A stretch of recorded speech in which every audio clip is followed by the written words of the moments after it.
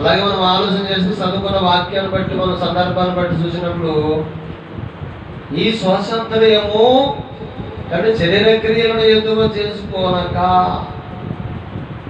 మరో చోట ఉంటుంది గలతీ పత్రిక 5వ అధ్యాయము 1వ వచనంలో ఉంటుంది అన్నమాట.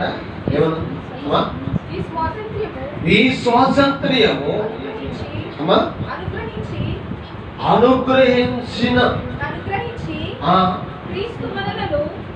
ఈ స్వాతంత్ర్యము అనుగ్రహించి క్రీస్తు మనలను స్వతంత్రులుగా చేసి ఉన్నాడు. కాబట్టి మీరు ఎలా ఉండాలంట? స్థిరముగా నిలిచి, మరలానంటే దాస్యం అనే కాడ కిందకి వెళ్ళక నిలిచి ఉండిపోవాలి. హల్లెలూయా. ఎలా ఉండాలంట? మరలా దాస్యం అనే కాడి కిందకి వెళ్ళక నిలిచి ఉండండి అన్నాడు అక్కడ. ఆమేన్. ఈ స్వాతంత్ర్యము ఎవరి వల్ల మనకు కలిగింది? మన భారతదేశానికి అయితే కొందరు సమరయోధులు అంటే పోరాటం చేసి గాంధీ, మహాత్మా గాంధీ, నెహ్రూ అనేకులు ద్వారా స్వాతంత్రం వచ్చింది. అయితే మన ఈ యొక్క బైబిల్ ప్రకారంగా మనకి నిజంగా క్రైస్తవులకి స్వాతంత్ర్యం అనేది, స్వేచ్ఛ అనేది, అధికారం అనేది, ఆధిపత్యం అనేది, ఆశీర్వాదం అనేది ఎవరి వలన లభించినది అని అంటే క్రీస్తు వలన. దేవునికి మహిమ కలుగునుగా. ఆయనే రాకపోతే మనకి స్వాతంత్ర్యము ఉండదు. దేవునికి మహిమ కలుగునుగాక. ఆయన వచ్చాడు కనుకే మనకి స్వాతంత్ర్యము మనకు అనుగ్రహించబడ్డది. చూడొచ్చు బైబిల్ గ్రంథంలో గలతీ పత్రిక 4వ అధ్యాయం 4వ వచనంలో మంచి శ్రేష్టమైన మాట ఉంటుంది.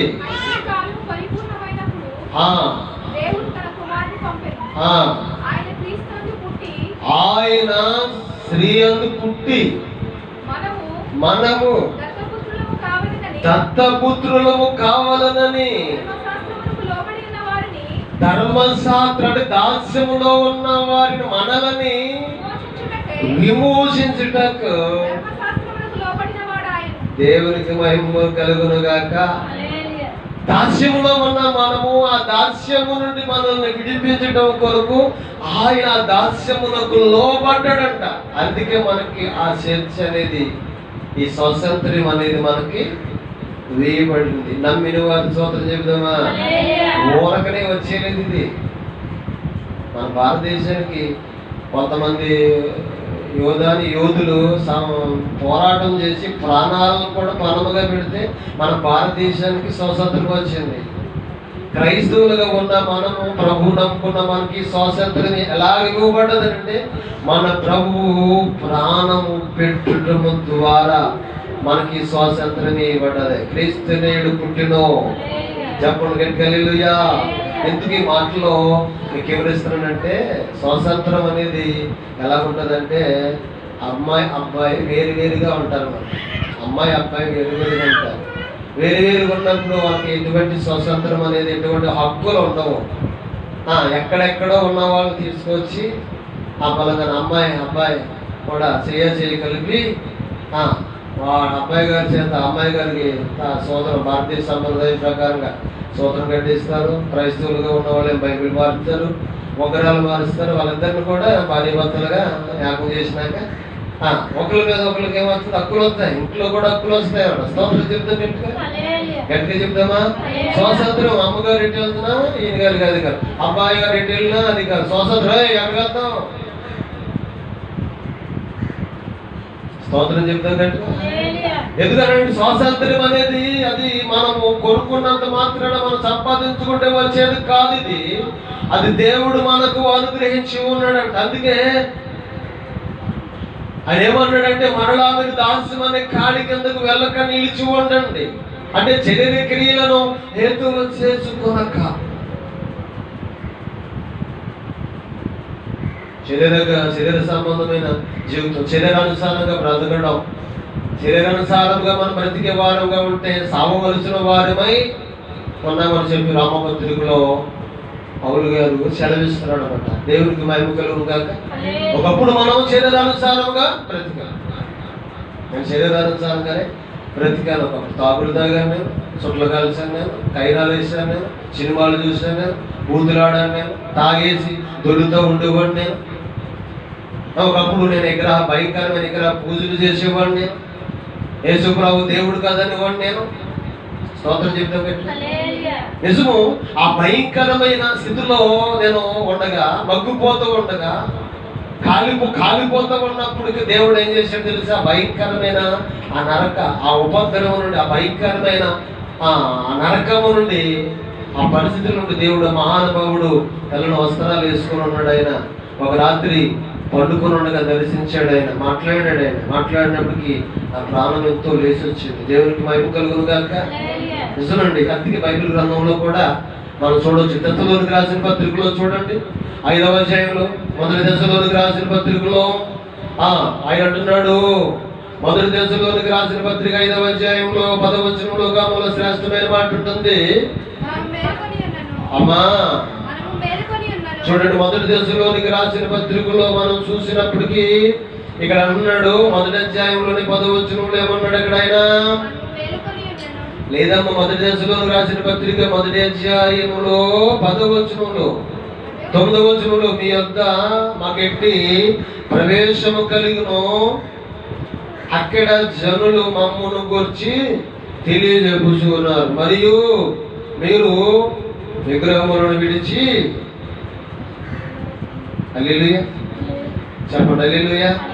కిందకు వచ్చినప్పుడు అక్కడ అలా ఉంది, అక్కడ కూడా మాట ఉంటుంది. అక్కడ కూడా మాట నువ్వు చెప్పినట్టుగా అక్కడ కూడా అదే మాట ఉంటుంది. ఏమన్నా 9వ వచనంలో, ఎందుకనగా మన ప్రభు అయిన యేసుక్రీస్తు ద్వారా రక్షణ పొందడానికి దేవుడు మనలను నియమించును, కానీ ఉగ్రత పాలు అవటానికి మాత్రం నిన్ను నన్ను నియమించలేదంట. స్తోత్రం చెబుదామట్టుగా. దేవుడు మనల్ని ఎందుకు నియమించుకున్నాడు అన్నాడు ఇక్కడ? యేసుక్రీస్తు అంటే ప్రభు యేసుక్రీస్తు ద్వారా రక్షణ పొందటానికే దేవుడు మనల్ని నియమించుకున్నాడంట, కానీ ఉగ్రత పాలవటానికి కాదంటున్నాడు. హల్లెలూయా. ఆ ధర్మశాస్త్రం అలాగనే ఉంది. ఆమె అమ్మా, ఆ ధర్మశాస్త్రం అలాగనే ఉంది. మోసే అనంతరము యెహోషువ అనంతరము మరొకళ్ళని దేవుడు అలాగే నియమించుకుంటూ వచ్చాడు. ధర్మశాస్త్రం అలాగే ఉండును, పాపం అలాగే ఉండును, దాస్యం అనేది అలాగే ఉండును. ఈ ప్రజలు అలాగే ఆ దాస్యంలో మగ్గిపోతా ఉండునమాట. దేవునికి మహిమ కలుగును గాక. ధర్మశాస్త్రం అనేది ఏ మానవుడు నెరవేర్చలేనిది, ఏ మనుషుడును నెరవేర్చలేనిది. ఎవరైనా నెరవేర్తారా? ఒక ఆదివారం నాడు ఒక 12 గంటలకు ప్రార్థన అమ్మా, శుక్రవారం నాడు 12 టయాలకు ప్రార్థన అమ్మా, అందరూ కూడుకోవాలమ్మా అంటే కనీసం ఆదివారం నాడు కనీసం 12కి ప్రార్థన అనుకో, కనీసం 1 గంటకే వస్తున్నారులే, 1 గంట ఇంటికి వస్తున్నారు. శుక్రవారం ప్రార్థన అంటే కనీసం 1 నిమిషం ఉంటుందా? కనీసం ఒక వారం 12 గంటలకు వచ్చారనుకో, కానీ మనం ఒక వారం 12 గంటలు కరెక్ట్గా మనం ఒక్క పని చేయలేకపోతున్నాం కదా. 10 ఆజ్ఞలు ఎక్కడ నెరవేర్చగలుగుతావు? స్తోత్రం చెబుతాం అంతే కదా. ఒక్క పనిని కరెక్ట్గా ప్రారంభించిన తర్వాత మంచులు ఆపేద్దాం దాన్ని, అప్పుడు ఒక అంత అన్నట్టుగా చేస్తాం. హల్లెలూయా. ఎవరో ఒకళ్ళు వస్తూ ఉంటారు, ఏదో అన్నాము, ఈ పిల్లలు లేకపోతే అది ఆపేస్తా ఉంటామన్నమాట. దాన్ని పూర్తి చేయలేదు పరిస్థితులు కలిగి ఉంటాం కదా. 10 ఆజ్ఞలు ఎలాగ నెరవేర్చగలుగుతాం? స్తోత్రం చెప్పడం ఏంటిగా. ఆ ధర్మశాస్త్రం లేనప్పుడు పాపమే లేదంటే లోకంలో. ధర్మశాస్త్రం రావటాన్ని బట్టి పాపం అనేది లోకంలోనంట, ప్రజలలోనంట ప్రవేశించిందనే వాక్యం ద్వారా దేవుడే సెలవిస్తున్నాడు. దేవునికి మహిమ కలుగును గాక. ఎందుకంటే బైబిల్ గ్రంథంలో ఒక మాట ఉంది. మొదటి యోహాను పత్రిక 3వ అధ్యాయంలో 4వ వచనంలో ఏమనుందంటే, ఆజ్ఞ అతిక్రమమే ఏది పాపము? మందు తాగితే పాపమా? వ్యభిచారం చేస్తే పాపమా? అమ్మా, అబద్ధం ఆడితే పాపమా? లేట్గా వస్తే పాపమా? ఏం చేస్తే పాపం చెప్పాలి అమ్మా? ఏది పాపం? ఆజ్ఞ అతిక్రమం అంటే మాట వినకపోవటమే పాపం. మనసుకు నచ్చినప్పుడు మనం మనసుకు తోసినప్పుడు మనం చేయాలంటే చేద్దామనుకున్న మనం అలాగున్నప్పుడు దేవుని ఆజ్ఞకు లోబడిన వాడు కాదు. చాలా మంది అనుకుంటారు మాకు కుదరదండి. ఆయన అలాగే చెప్తాడండి. మనకి ఎక్కడ సాగుతుందండి? దేవునికి మహిమ కలుగును గాక. నువ్వు దేని దగ్గర సాగకపోయినా దేవుని సన్నిధి విషయంలో, దేవుని సేవకుడు మాట్లాడే మాటల విషయంలో, దేవుని వాక్యం విషయంలో ఏం చేయాలి? లోబడాలి దేవుని వాక్యానికి. హల్లెలూయా చెప్పండి. హల్లెలూయా.